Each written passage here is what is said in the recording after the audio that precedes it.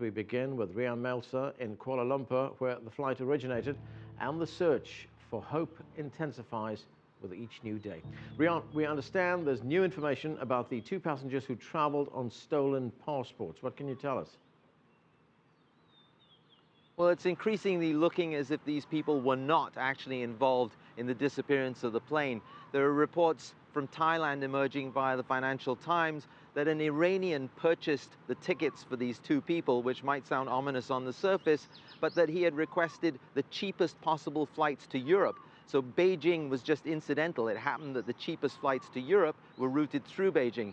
And this would be quite a common practice for people smugglers in this area, trying to get asylum seekers or sort of economic migrants, illegal immigrants, if you would, from the Middle East into Western countries. So it's looking increasingly like these people may not have been involved. There were reports that they appeared to have Asian faces from the CCTV footage. Malaysia's Home Affairs Minister seemed to confirm that report, muddying the waters somewhat for several hours. But later, officials here said that's not the case. They didn't have Asian-appearing faces, as in Chinese-appearing faces. They say they know the identity of these people, but they've released no details so far.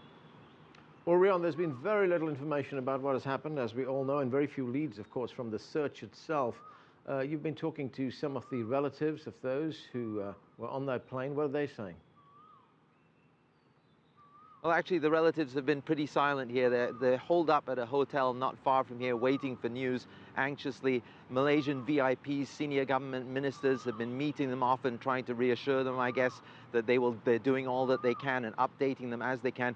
But what we're hearing from China particularly is quite a bit of frustration, even anger from passengers there, feeling that Malaysian authorities are perhaps not being fully forthcoming and about the slow pace of revealing facts and coming up with answers for them. But Malaysia Airlines says it is doing all it can for the families. Some 60 families from China are due to arrive here any minute now. They're providing transportation, accommodation, and some financial support for them as well. And what about the search itself? I understand the search area has itself been widened. What's involved here? Well, at first they were searching an area of 20 nautical miles radius where they had last lost contact with the plane. That was expanded to 50 nautical miles, now to 100 nautical miles. And you have this multinational force. It seems like 10 countries now are involved, with New Zealand added most recently, the US, China, Vietnam, Malaysia, and others. Some 40 aircraft, 34 vessels on the sea searching the area. So far, everything that they're coming up with, what looks like debris, turns out not to be debris from the aircraft or from any aircraft. The oil slick turned out not to be jet fuel.